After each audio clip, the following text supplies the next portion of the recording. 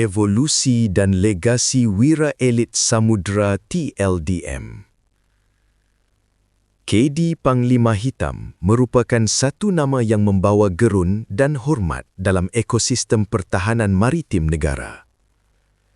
Sebelum dikenali dengan gelaran keramat ini, unit ini merupakan pasukan khas laut Paskal Unit 1 yang berpusat di pangkalan TLDM Lumut.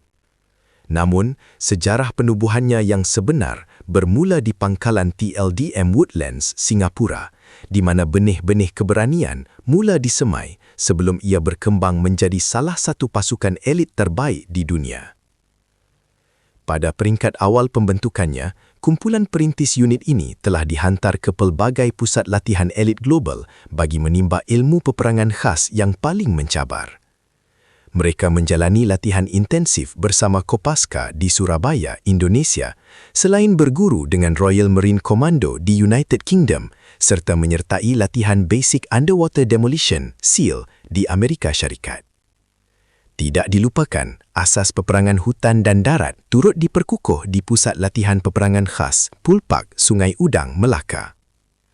Setelah melalui fasa pemantapan, pasukan ini berpindah ke pangkalan TLDM Lumut pada tahun 1981 dan dirasmikan sepenuhnya sebagai unit khusus pada 1 Oktober 1982.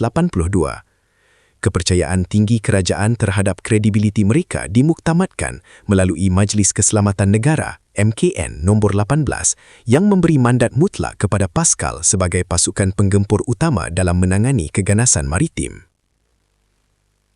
Detik paling bersejarah buat unit ini tercatat pada April 2009 apabila Paskal secara rasminya ditauliahkan sebagai KD Panglima Hitam. Majlis penamaan dan pentauliaan tersebut telah disempurnakan oleh Panglima Tentera Laut Laksamana Datuk Seri Abdul Aziz Jaafar di pangkalan TLDM Lumut. Pemilihan nama Panglima Hitam merupakan hasil ilham dan perkenan Sultan Selangor, Duli Yang Maha Mulia Sultan Sharafuddin Idris Shah selaku Kapten yang dipertua TLDM. Nama tersebut dipilih kerana ia sangat bertepatan dengan jati diri Paskal, sebuah pasukan elit yang memiliki kemahiran tinggi dalam medan pertempuran maritim serta menjadi aset strategik yang amat bernilai bagi TLDM dan Malaysia. Pentauliahan yang mendapat perkenan Seri Paduka Baginda Yang di-Pertuan Agong, Tuanku Mizan Zainal Abidin ini merupakan satu pengiktirafan tertinggi ke atas jasa dan kedaulatan yang dijaga oleh para operatornya. Reputasi KD Panglima Hitam juga terukir kemas di persada antarabangsa melalui perlibatan aktif pegawai dan anggotanya dalam pelbagai misi kritikal. Selain menjaga perairan domestik, mereka telah dikerahkan sebagai pasukan penggaman dan pemerhati di bawah panji-panji Pertubuhan Bangsa-Bangsa Bersatu. Rekod cemerlang mereka merangkumi operasi khas di Maldives pada 1987, misi UNOSM-2 di Somalia pada 1995, operasi penghantaran pendatang tanpa izin ke Vietnam pada 1996, serta misi UNEVM di Angola. Pasukan ini juga terlibat dalam operasi di Timor Leste dan misi UNIFIL di Lebanon yang berterusan dari tahun 2007 hingga kini.